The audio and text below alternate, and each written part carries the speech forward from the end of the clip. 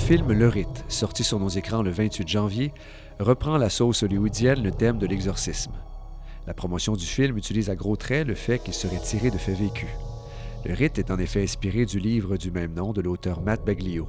Ce livre, qui n'a pas de version française, suit la formation romaine en exorcisme d'un prêtre californien bien réel, l'abbé Gary Thomas. Mis à part le prélude d'un prêtre américain venant apprendre à Rome les maniements de l'exorcisme catholique, le film tombe rapidement dans la fiction.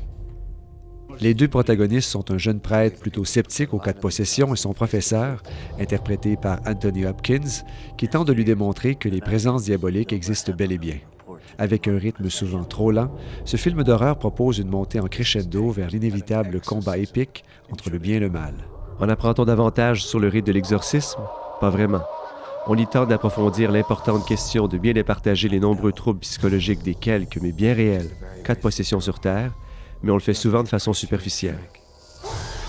Dans cet univers fantaisiste, l'Église catholique y est toutefois bien représentée dans l'ensemble.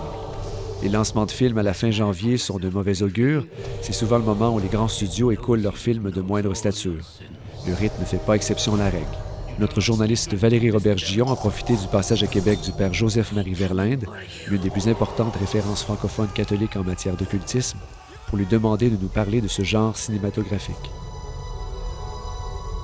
Père Joseph-Marie Verlinde, nous assistons présentement à la sortie du film Le Rite dans nos salles de cinéma.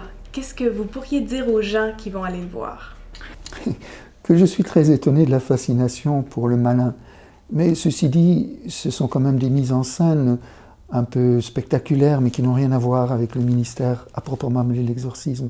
N'oublions pas que c'est un ministère de miséricorde et qui s'exerce au nom de la puissance de Jésus qui a libéré l'homme de tout mal, le grand spectacle. Ça, c'est pour les films, c'est l'affirmation de la foi, tout simplement.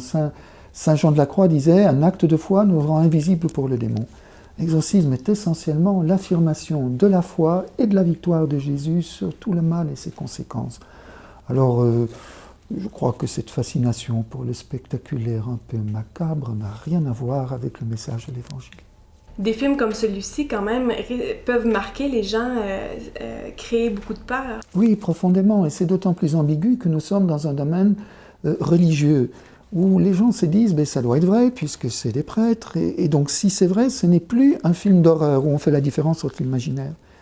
Et on est pris dans une sorte d'angoisse, alors ça n'arrange pas les choses, ça devient une religion vraiment angoissante.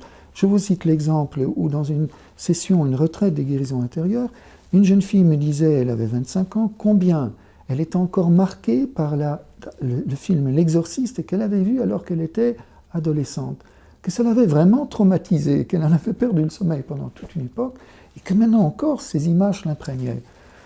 J'ai envie de dire, arrêtons ce délire, quoi. La religion est une bonne nouvelle qui doit nous épanouir dans notre humanité, et n'est pas quelque chose qui nous angoisse. Bien sûr, ce n'est pas la religion, mais c'est tellement vite dit de mettre un prêtre en scène, de réduire alors le message du christianisme à ce genre de spectacle.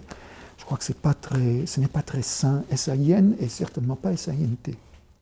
Pour en connaître plus sur le parcours de ce grand scientifique et philosophe et sur les questions d'ésotérisme, ne manquez pas l'entrevue intégrale avec le père Verlinde sur le portail média-ecdq.tv ou visitez son site finalage.net.